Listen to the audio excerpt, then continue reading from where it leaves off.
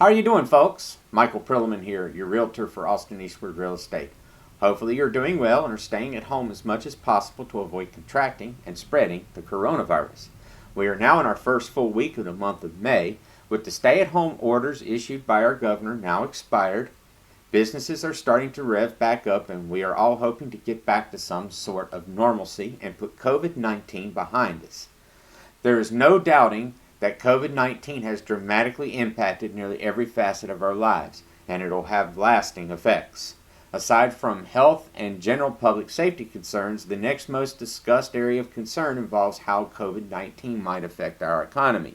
One of the many economic factors that are looked at as an indicator of the overall condition of our local economy is our housing market. Pretty much everyone is anticipating that our area housing market is not likely to emerge from COVID-19 unscathed. I have been reading over the Central Texas housing market reports that are published each month by the Austin Board of Realtors. Incidentally, these reports are provided to the general public free of charge and are available at abor.com. The basic synopsis from their most recent report was that going into the month of April, the economic ramifications of the coronavirus had made no noticeable impact on our Austin housing market. After spending some time reviewing the published data for January, February, and March, I came to the same conclusion that they did. By most every metric, coming into the month of April, the statistics showed that the housing market was well ahead of where we were this time last year.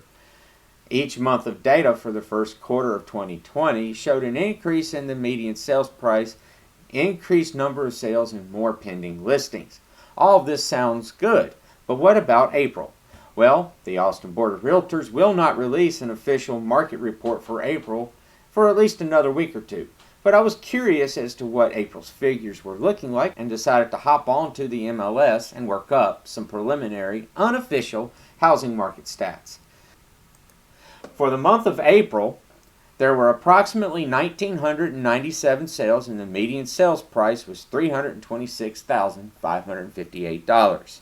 The approximate number of active listings is about 6,187, and there were just short of 2,000 new listings. Total pending sales for the month were approaching 2,500, and housing inventory is just barely over 3 months. Total sales volume of approximately $815 million.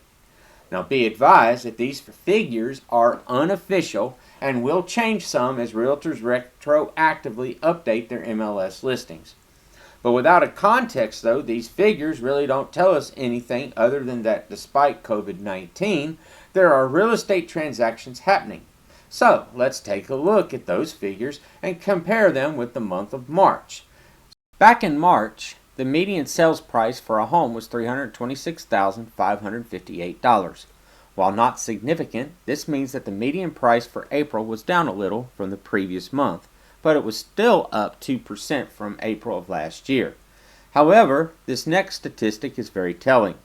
There were 3,042 closed sales in March, and April's figures are down over 34% from that amount. Of course, if you have a significant reduction in total sales, it shouldn't be any surprise that our total sales dollar volume would suffer as a result. I did not compile data for average days on market for April, but average marketing time was about 54 days in March. Compared to March, there was a reduction in new listings, while total available inventory increased by 26%. Pending sales were down, almost mirroring the number of actual sales. Up to this point, we have seen a fairly dramatic shift taking place over the past 30 days or so. However, this last figure is the one that really blew me away.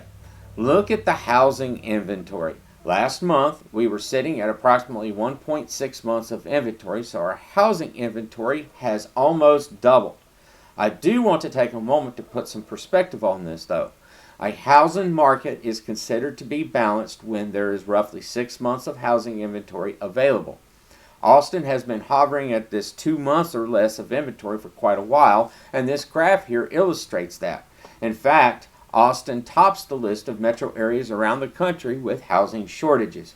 Here's probably the last time Austin had a balanced housing market. So, the takeaway from this is that our housing market can actually benefit from more inventory than we have. So, there you have it. April's preliminary data is pretty telling, but I think that we should have expected something like this.